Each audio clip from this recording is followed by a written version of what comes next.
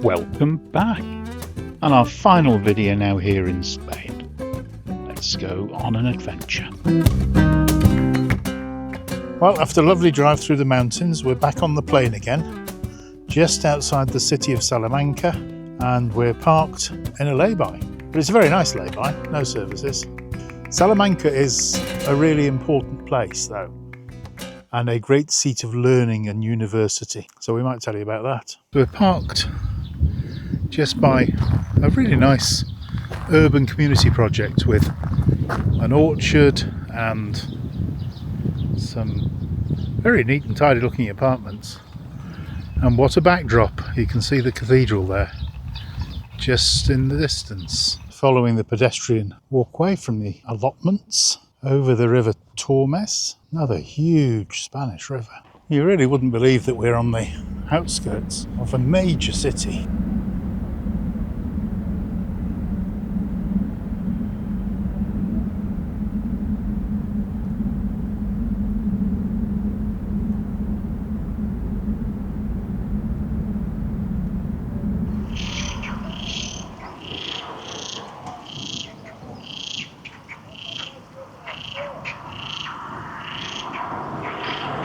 What a fantastic park, and we enjoyed standing watching the pond and the frogs. So many frogs. So we're at one of the entrances into the old city. We're not proposing to visit there today. So that is the Roman bridge crossing the river from the old city. And having had a small conflab, we've decided that actually Salamanca feels different to other places.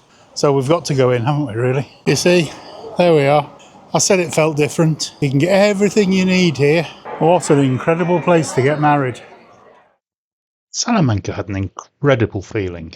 It was such a beautiful place. The buildings are extraordinary. Obviously, a place of great learning. So many university buildings, colleges. It was a fabulous place, and we enjoyed a lovely glass of wine in the square and a bit of people watching. We would definitely return. So it's time to cross the Roman bridge.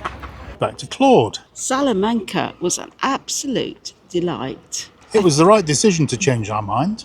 I really want to come back and spend a little bit more time understanding the city.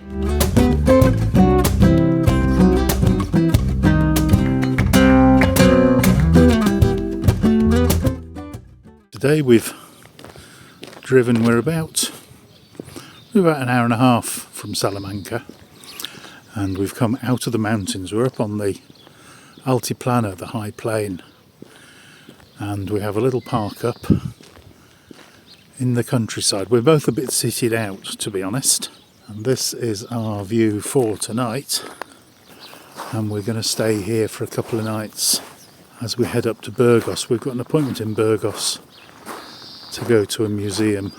So we have the little town of Cañizo to thank for our park up. It's got everything you need. It's got a park up, it's got a fountain, there's a playground for the kids, there's even a paddle court, and all that for 200 and so residents. Isn't that just extraordinary? And a perfect end to the day.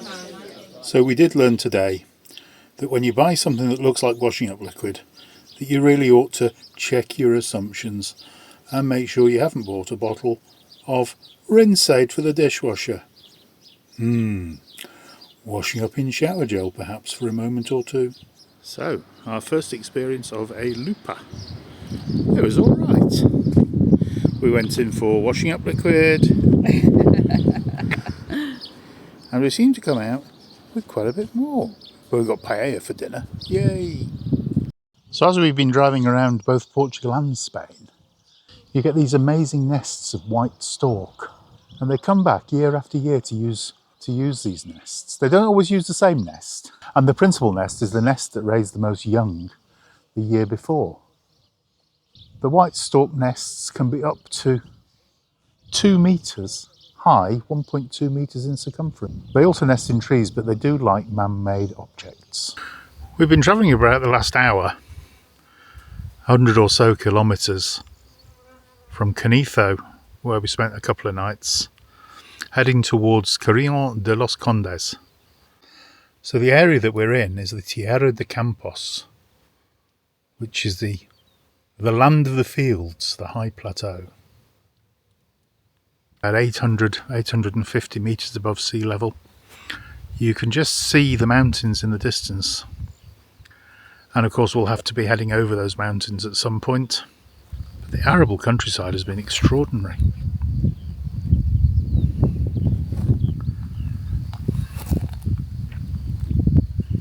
And extraordinarily beautiful.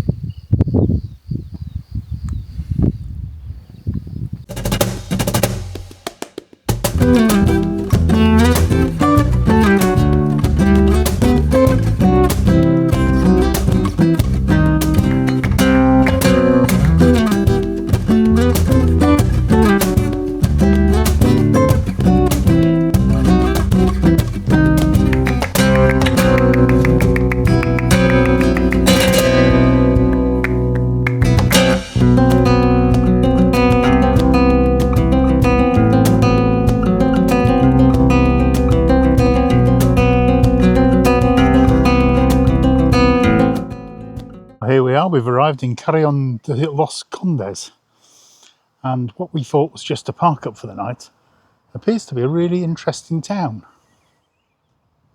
This is just one side of a Cluniac monastery, which is now a hotel, but it is absolutely huge. So the Cluniacs hailed from Cluny in France. They were similar to Benedictines, but reformist in nature, and this dates to around about 965 or so. We are also firmly back on one of the Camino routes, the Santiago Frances. These incredible illustrated Bibles were in the library of the monastery museum. Extraordinary things. They really did like big churches. So this is the Church of San Andreas, built in the 16th century. This is our park up in Carrillon de los Condes. It's about a 10-minute walk into town.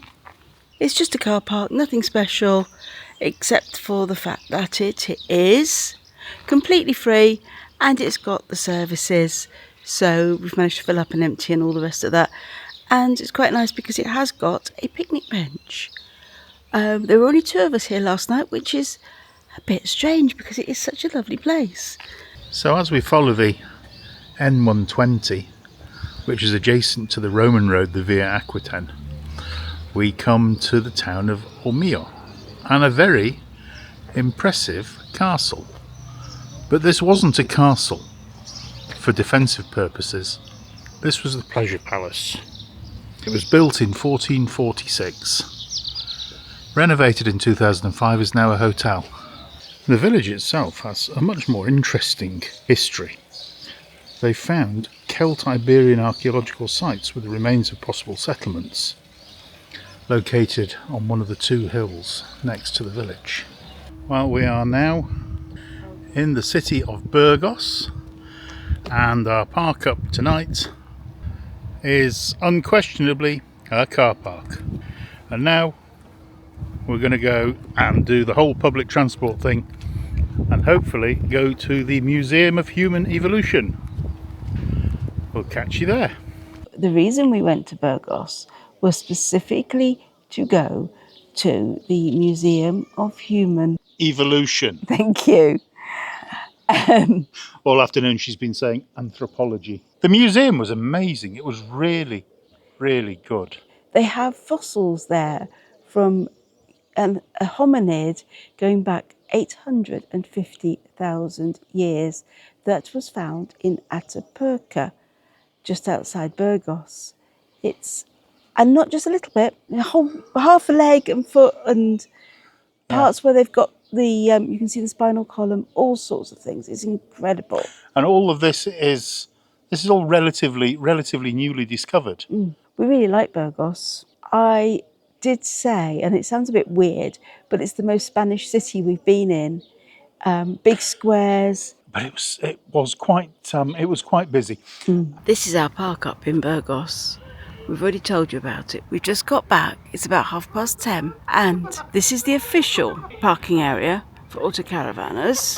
And this is where we're parked, in the overflow, Hope we can find him. in this sea of white vans.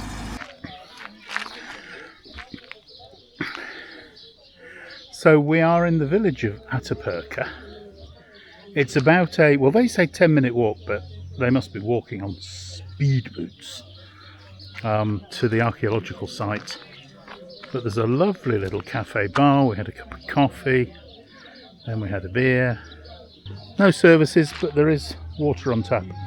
This is part of the Camino route, and there have been so many people walking this afternoon. We're at the archaeological site now in Atapuerca.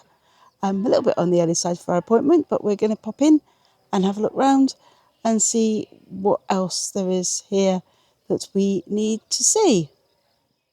So, not sure how much we're going to be able to video. We'll see what happens. The principle behind experimental archaeology is that it's a tool that archaeologists use to investigate their findings, how they perceive that people in the past used the tools that were available to them. This museum also allows you to have a hands-on experience. So our tour here is split into two parts. The first part is really explaining some of the aspects of the archaeology and how they have evidenced what people did. So they're making flint tools, the paints that they used in cave painting, and how they made fire. Sadly, photos and videos were not encouraged. But what a wonderful experience. The second part of the tour required a bus trip. Let's go. The site at Atapuerca was kind of discovered by accident. They were cutting a meter gauge railway through the mountains, and it identified certain pits or troughs that were full of sediment. And although we weren't allowed to take video, it was just incredible to be there, to be in such a place. It's a wonderful experience. If you get the opportunity, you know what I'm going to say. Our penultimate night here in Spain.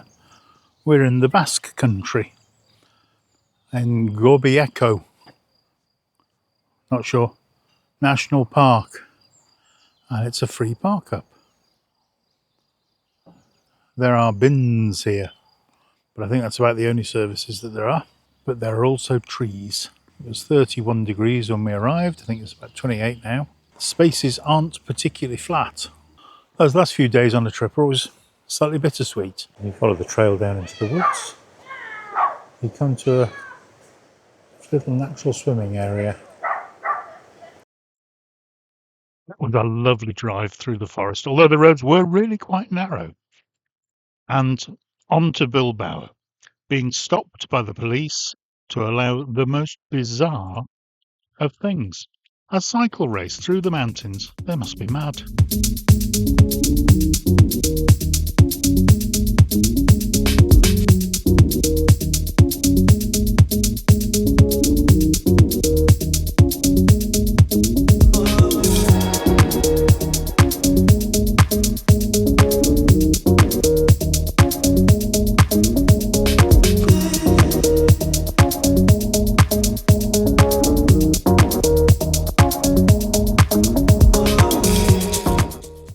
So we found some cheap fuel, which was hidden off the side of the motorway, and decided it would be a good idea to fill up before we moved on to Ireland.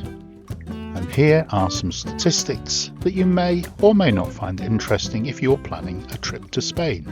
Obviously, it depends on the exchange rate. Do pause the screen if you want to look a little harder.